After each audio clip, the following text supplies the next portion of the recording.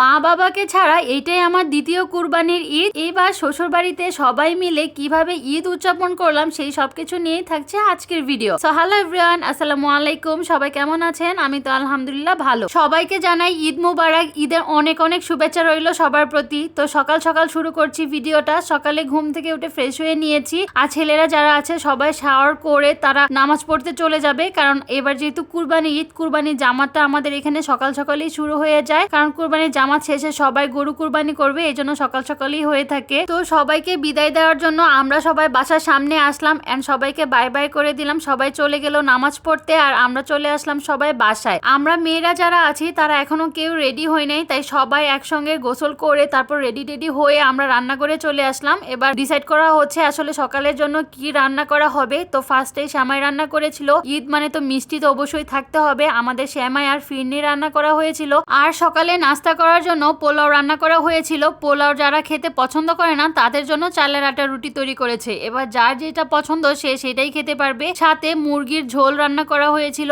এটা দিয়ে সকালে নাস্তাটা সেরে নেবে সবাই, কারণ কুরবানি করে খেতে খেতে আমাদের দুপুর হয়ে যাবে, এর আগে তো সবার ক্ষুধা লেগে যাবে। এই জন্যই সকালের জন্য এই আয়োজনটা তৈরি করা হয়েছে। কুরবানির ঈদে সবাই চালের আটার রুটি খেতে অনেক বেশি পছন্দ করে, বিশেষ করে গরুর গোশতের সঙ্গে এই রুটিটা অনেক বেশি ভালো লাগে, এই জন্য অনেক অনেক রুটি তৈরি করা হচ্ছে। এই পাশে সবাই মিলে একসঙ্গে রুটি তৈরি করা হচ্ছে, দেখতে বেশ ভালো লাগছে। আমার চাচি শাশুড়ি, আমার শাশুড়ি, আমরা সবাই মিলে এখানে সাহায্য করছিলাম। তো সবাই মিলে অনেকগুলো রুটি তৈরি করা হয়ে গেল। এই পাশে ছেলেরা নামাজ পড়ে চলে আসছে, এবার তারা হালকা নাস্তা করে নিল। এবার কুরবানি দেওয়ার জন্য আমাদের খলায় চলে আসলাম সবাই মিলে। আমাদের বাসার সামনে অ্যাকচুয়ালি আজকে কুরবানিটা করা হবে। আমাদের এবার দুইটা গরু কুরবানি দেওয়া হচ্ছে আলহামদুলিল্লাহ। প্রথমে একটা গরুকে নিয়ে আসলো, এই গরুটা সবার ছোট ছিল, তো প্রথমে ছোট গরুটাকে কুরবানি করা হবে, তারপর বড়টাকে নিয়ে আসবে। এই যে প্রথমে কালো গরুটা কুরবানি করা হলো, এরপর লালটা কুরবানি দেওয়া হচ্ছে। এই গরুটা খুবই রাগী ছিল, বিরক্ত করছিল, তারপর অবশেষে কুরবানি করা হয়ে গেল আলহামদুলিল্লাহ। সবাই দেখছিল কাছে গিয়ে, কিন্তু আমার কাছে গিয়ে দেখতে খুবই ভয় লাগছিল, এই জন্য আমি দূরের থেকে দেখছিলাম। তো যাই হোক, আমাদের কুরবানি করা হয়ে গেল, তারপর মাংস কাটাকাটি শুরু হয়ে গেল।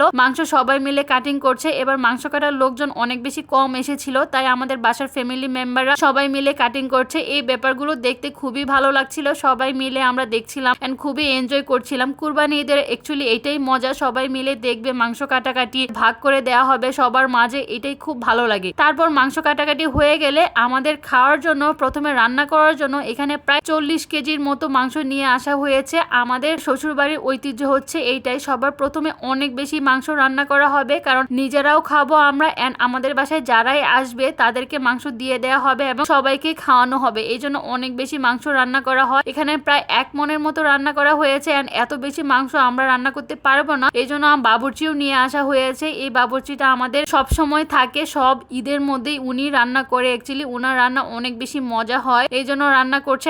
আশেপাশে আমরা সবাই বলে দিচ্ছিলাম কখন কোনটা দিতে হবে এন্ড কতটুকু দিতে হবে। মাংসে সব মশলা দিয়ে দেওয়া হয়েছে, এবার সবটুকু ভালো করে মাখিয়ে নিলেই হয়ে যাবে রেডি মাংসটা, তারপর চুলার মধ্যে বসিয়ে দেওয়া হবে। আর এই পাশে অস্থায়ীভাবে একটা চুলা তৈরি করা হয়েছে, কারণ অনেক বেশি রান্না করা হবে, আমাদের ওই ছোট ছোট চুলাগুলোর মধ্যে হবে না, এই জন্য অনেক বড় করে একটা চুলা তৈরি করা হয়েছে এই মাংসটুকু রান্না করার জন্য। তো মাংস রান্না একদম কমপ্লিট হয়ে গিয়েছে, দেখেন কালারটা কত সুন্দর এসেছে। আর কুরবানির ফার্স্ট যে রান্নাটা হয় এটা খেতে এত বেশি মজা হয়েছিল। তো এখানে মাংস রান্না করে রেখে দেওয়ার পরে তারা দুই ভাই বোন কলিজা খুঁজে খুঁজে খাচ্ছিল, তাদের কলিজা খেতে এত বেশি পছন্দ, এই জন্য দেখে দেখে কলিজাগুলো খাচ্ছে। আর এই পাশে একটু নাড়িয়ে চাড়িয়ে দেওয়া হচ্ছে, কারণ মাংসটা নিচে যেন বসে না যায়। দেখেন কালারটা কত সুন্দর আসছে। তারপরে সবাই প্লেট নিয়ে হাজির হয়ে গিয়েছে, কারণ আমাদের ফার্স্টে রান্না করার পরে সবাই ভাত ছাড়া এমনি শুধু প্লেটে প্লেটে করে সবাই মাংস খেয়ে থাকে। এই ব্যাপারটা আসলে অনেক বেশি মজার, আর এইভাবে কুরবানি ঈদে তো মাংসই বেশি খাওয়া হয়, তাই না? এইটাই ঐতিহ্য, এটাই অনেক বেশি মজা হয়। তো আমরা সবাই প্লেটে প্লেটে করে মজার করে সবাই মাংস খেয়ে নিয়েছিলাম। যার যে